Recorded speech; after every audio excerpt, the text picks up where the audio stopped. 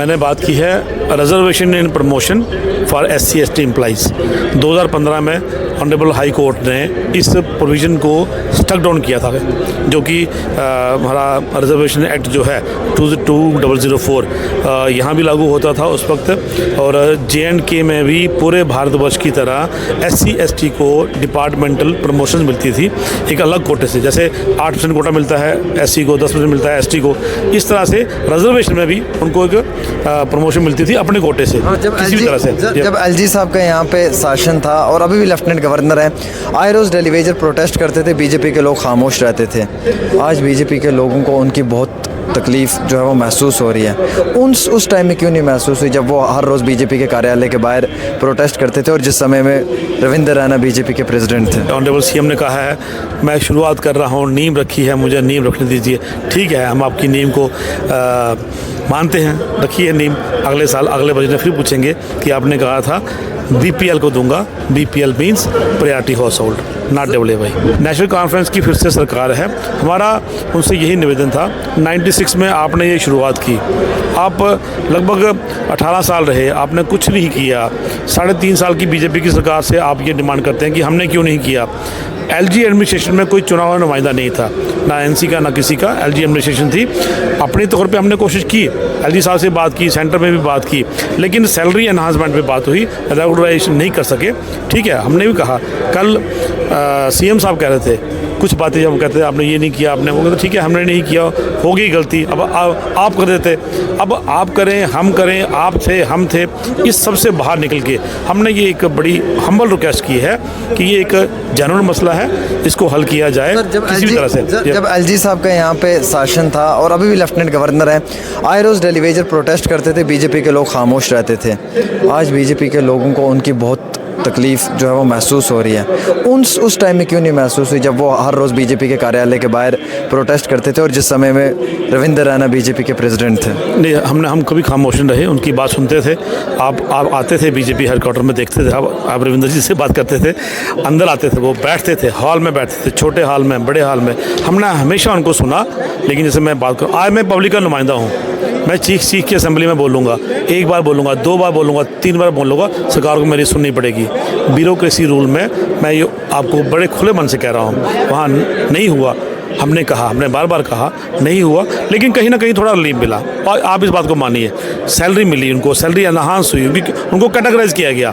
आज मैं ये कहता हूँ कि जो कमेटी इन्होंने बनाई है, जो आईवाश किया है, इस कमेटी में हमारे LOP बीजेपी के कुछ लोग रखते, कांग्रेस के कुछ लोग रखते, PDP का एक आधा सदस्य रख लेते, सब लोग बैठते, सब लोग बैठ के सलाह करते। आपने उन्हीं ब्यूरोक्रेट्स की बना दी कमेटी जिन्होंने पिछले 5-7 साल में LG साहब को गुमराह किया, और ये जो रेगुलराइजेशन का मुद्दा है उसको वो ठंडे बस्ते में पड़ा रहा। सर, ये कह रहे हैं ये बिगनिंग है, नेशनल कॉन्फ्रेंस वाले कह रहे हैं ये बिगनिंग है, शुरुआत है। जम्मू कश्मीर इस समय जो है वो फाइनेंशियल क्राइसिस में है, हम लोगों पर बहुत कर्जा है अरबों रुपए में, और हमारे पास बजट बड़ा लिमिटेड आया था और हमने लिमिटेड बजट को लिमिटेड रिसोर्सेज में इन्वेस्ट किया है। देखिए, आप आपने कमेटी बनाई है, आप कमेटी बनाएं, उस क्वांटिफाइबल डाटा को चेक करें, आप एक प्लान बनाएं। हम वो डेली वेजर सिर्फ NC के नहीं है, डेली वेजर हमारे भी हैं। आप एक डाटा बना के एक पॉलिसी बनाएं, उस पॉलिसी में कितना पैसा लगेगा। साहब, आज भी 95% तो वहीं से आ रहा है, सेंटर से आ रहा है। आप डालें हमारे पाले में, आप कहिए इतने हमने किए हैं, इतना रेगुलराइज होने हैं, इतना पैसा लगना है। एक सिस्टम बना के, एक पॉलिसी बना के आप कहीं भेंट तो करें। मैंने बात की है reservation in promotion for SC ST employees. 2015 में ऑनरेबल हाई कोर्ट ने इस प्रोविज़न को स्टक डाउन किया था, जो कि हमारा रिजर्वेशन एक्ट जो है 2004 यहाँ भी लागू होता था उस वक्त, और J&K में भी पूरे भारतवर्ष की तरह SC ST को डिपार्टमेंटल प्रमोशन मिलती थी एक अलग कोटे से। जैसे 8% कोटा मिलता है SC को, 10% मिलता है ST को, इस तरह से रिजर्वेशन में भी उनको एक प्रमोशन मिलती थी अपने कोटे से। 200 यूनिट बिजली मिलेगी सर, और 10 किलो राशन मिलेगा, लेकिन मिलेगा सिर्फ AAY तक। अब मैंने NC वालों से पूछा, वो कह रहे हैं ये बिगनिंग है, शुरुआत है, कुछ तो हमने शुरू किया। पिछले 10 साल से यहाँ पे LG का रूल चल रहा था, पब्लिक की सुनवाई नहीं थी। अब इलेक्टेड गवर्नमेंट आई है, चलिए शुरुआत करते हैं, लेट्स बिगनिंग। 80 करोड़ लोगों को भारतीय जनता पार्टी, मोदी जी पिछले 8 साल से राशन दे रहे हैं। That is sufficient for them, for each and every family. जो मेरा पर एक ज़ाती मेरा तजुर्बा है, जो मेरा एक्सपीरियंस है, वो अच्छा राशन उनको मिल रहा है। ये जो 10 किलो है, ठीक है, कुछ संख्या है जिनको ये देंगे। हमारे ऑनरेबल सीएम ने कहा है मैं शुरुआत कर रहा हूँ, नींव रखी है, मुझे नींव रखने दीजिए। ठीक है, हम आपकी नींव को मानते हैं, रखिए नींव। अगले साल अगले बजट में फिर पूछेंगे कि आपने कहा था बीपीएल को दूंगा। BPL means priority house hold, not develop. Sir, deputy CM साहब को कठुआ जाने से रोक दिया गया, एलओपी चले गए।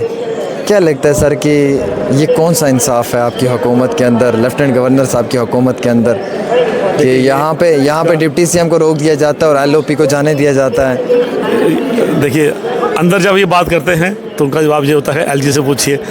ना तो मेरे पास है, ना बीजेपी के पास है, एलजी साहब के पास है, एमएचए के पास है। वही इसका जवाब दे सकते हैं किसको रोकना है और किसको जाने देना है। आपके पास भी जवाब नहीं है? देखिए, उनको लगता होगा कहीं ना कहीं पुलिस का एक अपना तरीका होता है काम करने का। मैं ये नहीं कहूँगा कि एलजी साहब की डायरेक्शन में रोका होगा या बीजेपी की डायरेक्शन में रोका। हम क्यों रोकें किसी को? कहीं जब बरजौरी में, पुंछ में बड़े हादसे होते हैं, हम जाते हैं, हमें कोई नहीं रोकता। हम बात करते हैं उनसे, उनकी मंशा क्या थी वहाँ जाके क्या करने की, इस पर सवाल है। वो क्यों जाना चाहते थे, क्या करना चाहते थे, उन्होंने क्या बात की पुलिस से, वहाँ लोगों को क्या मैसेज था। बड़ी सारी बातें होती हैं जो पुलिस और जो एजेंसीज हैं वही बता सकती हैं। चलिए, बहुत बहुत शुक्रिया। हमारे साथ डॉक्टर देवेंद्र मनियाल जी थे, जिनसे रिजर्वेशन में प्रमोशन को लेकर भी हमने बात की, SC ST की और भी कई सारे अहम तरीन मुद्दों पर बात की। उम्मीद रखते हैं ख़वातीन व हज़रात जो भी अहम तरीन मुद्दे होंगे वो आपके लिए फ़ायदेमंद साबित होंगे।